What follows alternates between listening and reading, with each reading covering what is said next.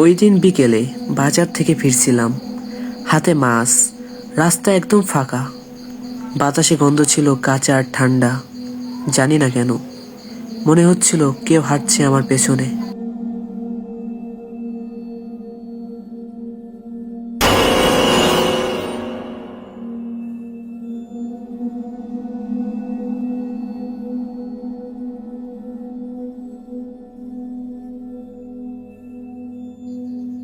বাসার ভেতরে ঢুকলাম আমি।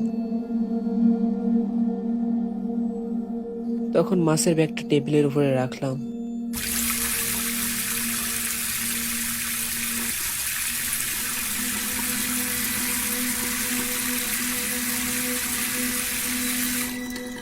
অনেক বেশি ক্লান্ত হয়ে গেছিলাম সেদিন আমি, কিন্তু ক্লান্ত হলেও বা আর কি, আমার একটা পুরনো অভ্যাস আছে বই পড়ার।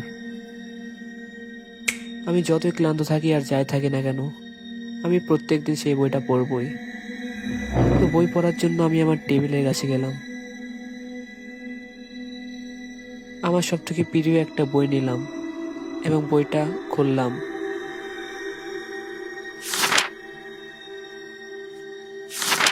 বইটা মনোযোগ সহকারে আমি পড়তে লাগলাম। বইটা পড়ছি তো পড়ছি, এভাবে সময়ও কাটতে লাগলো। বই পড়তে পড়তে ঠিক কত সময় যে কাটছে সেটা আমার আসলে মনে নেই। বইটা আমি পড়তে লাগলাম মনোযোগ সহকারে।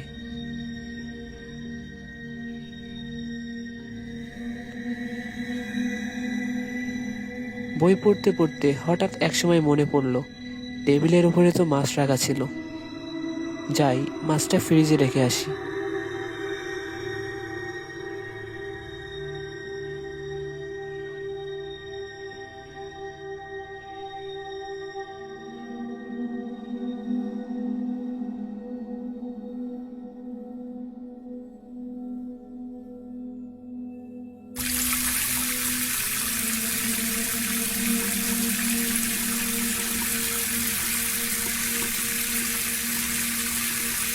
তো মাছটা ধোয়া প্রায় শেষ, মাছটা রান্নাঘরে রেখে আসলাম। তো সেদিন রাতে খাবার দাবার শেষ করার পর আমি আমার রুমে বসে একা একা ফোন চালাচ্ছিলাম।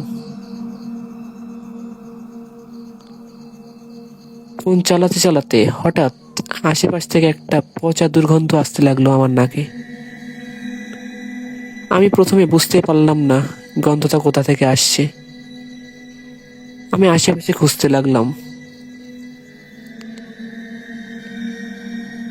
পরে বুঝতে পারলাম এই দুর্গন্ধটা রান্নাঘর থেকেই আসছে। আমি রান্নাঘরের উদ্দেশ্যে যেতে লাগলাম।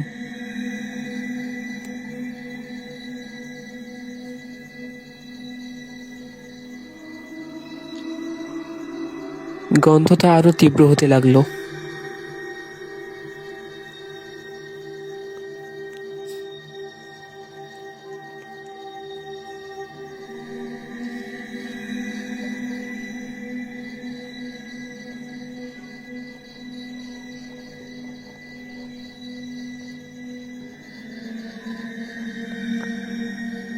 আমি রান্নাঘরের ভিতরে ঢুকলাম, আশেপাশে দেখতে লাগলাম। ফার্স্ট কিছুই আমার মনে হয়নি, কিন্তু হঠাৎ করে জানালার দিকে তাকিয়ে আমি অবাক হয়ে গেলাম। জানালাটা দেওয়া ছিল, কিন্তু জানালাটা খুললো কে? আর মাছের পাত্রে আমার ইলিশ মাছটা আসলে গেল কোথায়? আমার মাথায় কিছুই ঢুকলো না। আমি জানালার দিকে যেতে লাগলাম।